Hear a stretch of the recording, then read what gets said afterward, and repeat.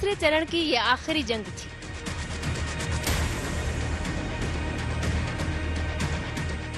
हर party ने पूरा दम लगाया। 9 जिलों की गलियां नेताओं से पट गई। ये महाभारत है दूसरे पड़ाव को जीतने की। किसी को अपनी खोई जमीन पानी है तो किसी को अपने किले को बचाना है। दूसरे चरण में 9 जिलों की 55 सीटों पर मतदान होना है, जिसमें 586 उम्मीदवारों की किस्मत दांव पर लगी है। पश्चिमी यूपी के सहारनपुर, बिजनौर और अमरोहा जिलों की सीटों पर चुनाव है, तो रुहेलखंड इलाके के संभल, मुरादाबाद, रामपुर, बरेली, बदायूं और शाहजहांपुर जिले की सीटें हैं। आज प्रधानमंत्री नरेंद्र मोदी ने अखिलेश यादव के गढ़ कन्नौज से हुंकार भरी और जमकर हमले किए। गोर परिवारवादियों को सपने दिखना बंद हो गए हैं। पता है क्यों? इसलिए कि उनकी नींद हराम हो गई है। वो लोग सोच रहे थे कि जातिवाद फैलाकर, संप्रदायवाद फैलाकर वोटों को बांट देंगे, लेकिन मुझे खुशी है कि यूपी के लोग माफियावादियों, दंगावादियों के खिलाफ एकजुट होकर वोट कर रहे हैं।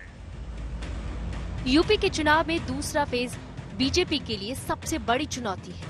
दूसरे चरण में जिन इलाकों की सीटों पर चुनाव है, उन पर मुस्लिम वोटर काफी माने जाते हैं।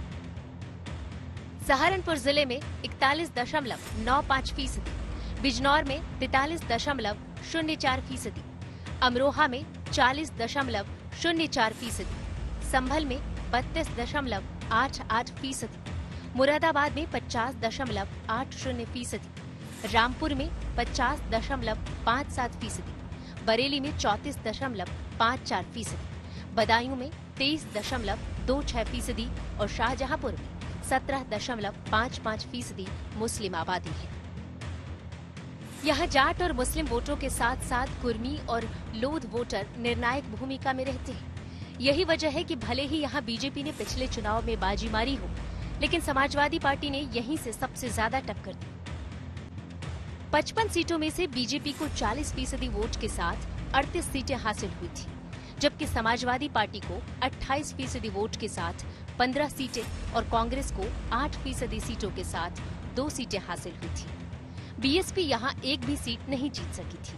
यहाँ मुस्लिम मतदाताओं का अंदाजा इस बात से लगा सकते हैं कि एसपी और कांग्रेस को मिली 17 सीट में 11 उम्मीदवार मुस्लिम जीते थे।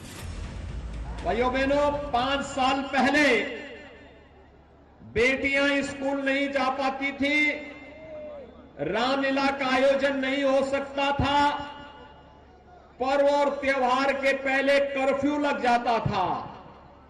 आज कोई प्रदेश में दंगा करने का दुस्साहस कर पा रहा है क्या? क्योंकि दंगाई को मालूम है, दंगा करेंगे तो 7 पीढ़ियां भरते भरते थक जाएंगी, भरपाई नहीं कर पाएगी और उल्टा उसके फोटो के बैनर लग जाएंगे जगह जगह चौराहे पर। किस यह दंगाई है, इससे सावधान रहिए। बीजेपी हिंदुत्व के मुद्दे के साथ मैदान में है। उनके भाषणों में दंगा है, पलायन है, अपराध है, हिंदुत्व है। सीट कोई भी हो, जिला कोई भी हो, बीजेपी का हर नेता अखिलेश सरकार को इन मुद्दों पर घेरना नहीं छोड़ता। जिनकी राजनीतिक बुनियाद अपराध, गुंडागर्दी और भ्रष्टाचार पर टिकी हो, वो कभी सुधर नहीं सकते। आप देखिए कैसे कैसे उम्मीदवारों को इन लोगों ने टिकट दिया है। इनके ज्यादातर उम्मीदवार हिस्ट्री सीटर हैं और उनकी तो हालत ऐसी है, कई लोग तो जेल से ही चुनाव लड़ रहे हैं।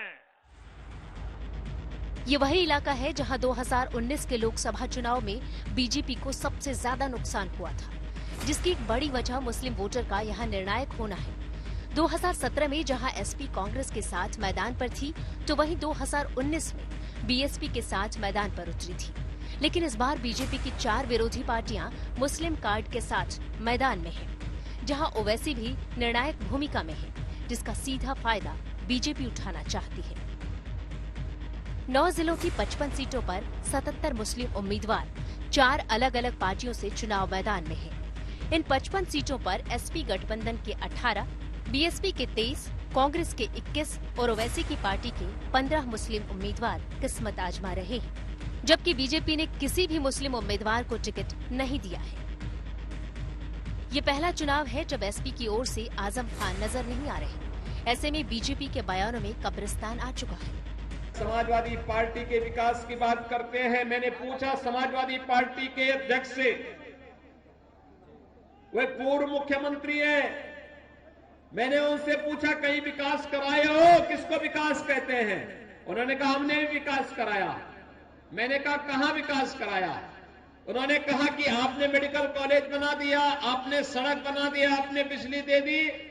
मैंने कहा ये तो हमने किया क्योंकि हमारी जवाबदेही थी, लेकिन तुमने क्या विकास कराया है? उन्होंने कहा विकास हमने भी कराया है। मैंने कहा कौन सा विकास कराया है? उन्होंने कहा हमने कब्रिस्तान की बाउंड्री कैसे बनाई थी। भारतीय जनता पार्टी जो आजम खान साहब काम करना चाहते थे, जिस तरीके के यूनिवर्सिटी बनाने का काम हुआ, उनकी जो सोच है तरक्की की कि यहाँ के लोग पढ़ लिख जाएं, आगे की पीढ़ी पढ़ेगी, जो यहाँ का विकास है, जो खुशहाली लाने का काम उन्होंने रामपुर में किया, उसके खिलाफ भारतीय जनता पार्टी के लोग हैं। और इस बार रामपुर की जनता ये जो विकास, खुशहाली, यूनिवर्सिटी, कॉलेज, उनका योगदान जो हुआ है उसके पक्ष में, और भारतीय जनता पार्टी ने जो अन्याय किया उसके खिलाफ मतदान करने जा रही है।